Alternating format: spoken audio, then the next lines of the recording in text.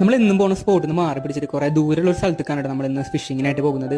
കുറെ അലഞ്ഞിച്ച് തിരിഞ്ഞിട്ടാണ് നമ്മളൊരു നല്ലൊരു സ്പോട്ട് കണ്ടെത്തി. കുറച്ച് താഴോട്ട് തന്നെ ഇരുന്നു കേട്ടോ, കണ്ടില്ലേ?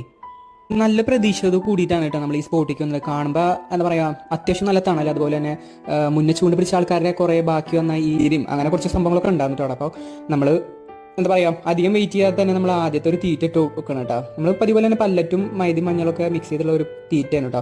ആദ്യത്തെ തന്നെ നമുക്കൊരു സ്ട്രൈക്ക് കിട്ടി, പക്ഷെ ആ മീനൊന്നും കുളത്തുമ്പോൾ കൊളത്തിയിട്ടില്ല കേട്ടോ. പിന്നെ നമ്മൾ അടുത്ത സ്ട്രൈക്കിൽ തന്നെ ഒരു മീൻ അടിച്ചിട്ടുണ്ട് കേട്ടോ. ചെറുതോ വലുതോ എന്തോ ആയിക്കോട്ടെ, എന്നെ സംബന്ധിച്ചിടത്തോളം അത് നല്ലൊരു ഹാപ്പിയാണ് കേട്ടോ. നമുക്ക് ഒന്നും അറിയാത്തൊരു സ്പോട്ടിൽ പോയിട്ട് ഒരു മീൻ പിടിക്കാന്ന് പറഞ്ഞു കഴിഞ്ഞാൽ ഒരു അത്യാവശ്യം ഭേദമില്ലാത്ത സൈസിലുള്ള ഒരു പരൽ തന്നെയാണ് കേട്ടോ നമുക്ക് അടിച്ചേക്കുന്നത്. പിന്നെ അവൻ്റെ തലമ കയറിയ കുളത്തയ്യാൻ കുറച്ച് റിസ്ക് കൊടുത്തു കേട്ടോ.